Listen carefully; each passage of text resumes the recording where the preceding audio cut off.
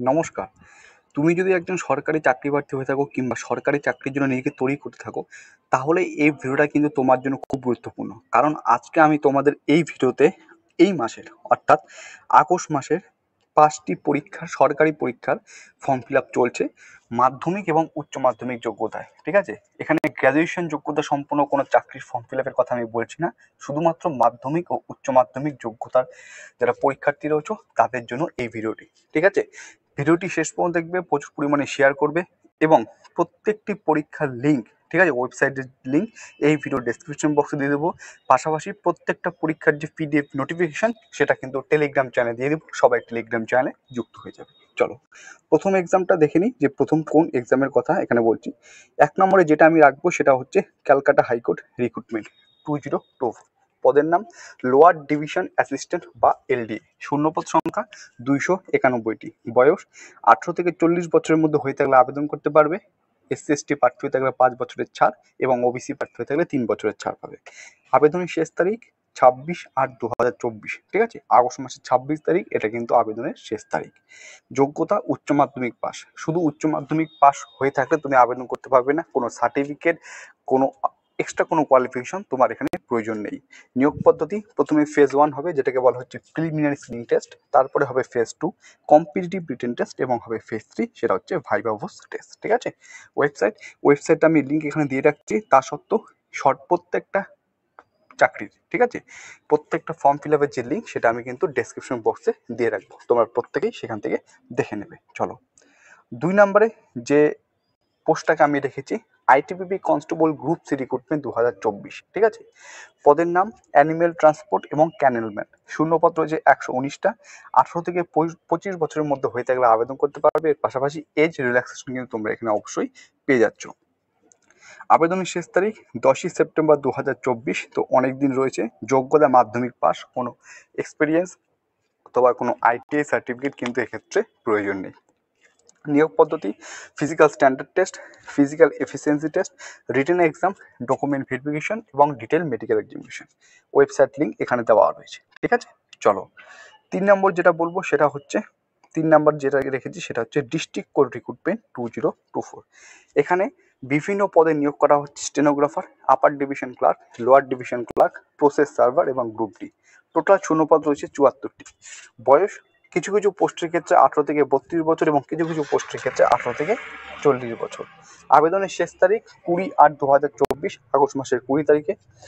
যোগ্যতা কিছু পোস্ট রয়েছে অষ্টম শ্রেণী, কিছু পোস্টের জন্য যোগ্যতা মাধ্যমিক এবং কিছু পোস্টের জন্য যোগ্যতা রয়েছে গ্র্যাজুয়েট।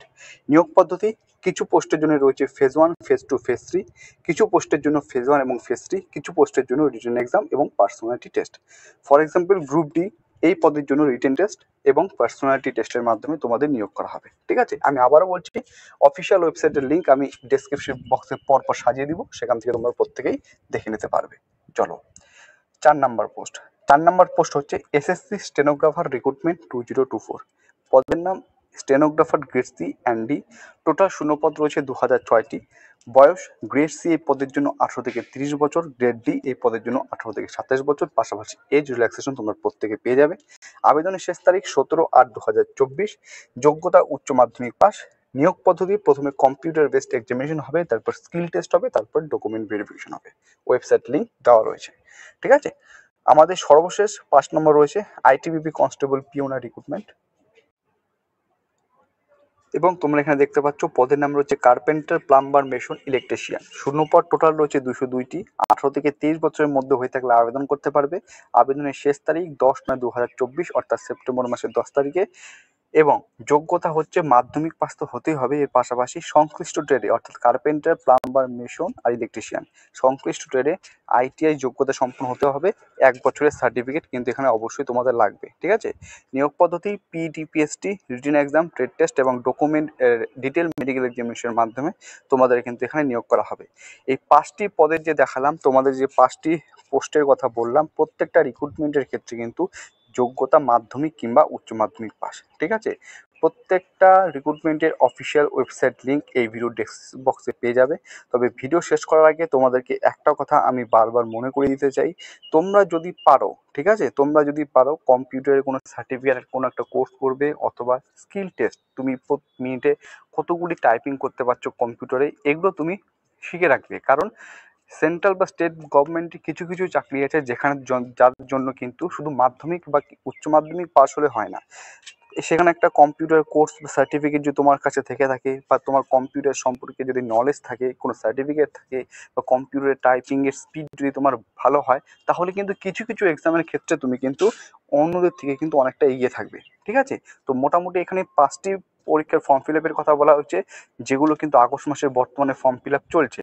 ঠিক আছে, মাধ্যমিক এবং উচ্চ মাধ্যমিক যোগ্যতায়। তো ভিডিওটি কেমন লাগলো প্রত্যেকে অবশ্যই কমেন্ট করে জানাবে, এবং যদি ইচ্ছুক হও আবেদন করার প্রত্যেকটা পোস্টের ক্ষেত্রে, প্রত্যেককে বলবো আবেদন করো।